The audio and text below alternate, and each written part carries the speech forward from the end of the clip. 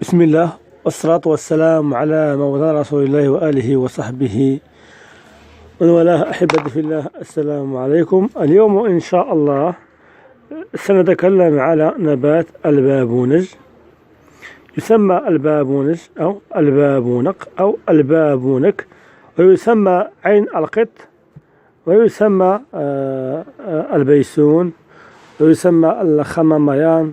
هذا البابونج يحتوي على عدة مواد، من بينها مادة الأزولين ومادة التجريك، ويحتوي على زيوت طيارة وعدة مواد أخرى. البابونج يفيد في علاج التوتر العصبي على شكل مستحلب، يفيد في علاج السعال على شكل مستحلب، يفيد في علاج مشاكل الجهاز الهضمي وسوء الهضم على شكل مستحلب، يفيد في التهدئة من آلام القولون العصبي على شكل مستحلب، ويفيد في علاج الأمراض الجلدية على شكل غسيل أو مع خل التفاح، ويفيد في علاج قشرة الشعر على شكل طبيخ، ثم تغسل به تدلك به فروة الرأس.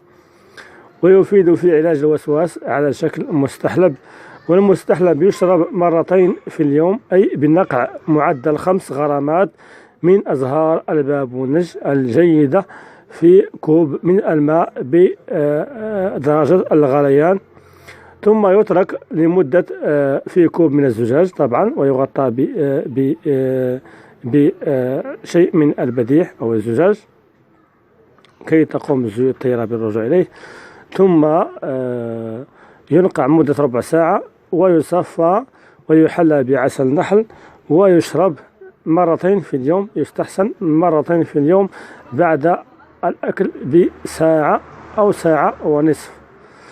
وله عدة فوائد أخرى سأستقصيها في حلقة ثانية، فهذه هي 10 فوائد لنبات البابونج.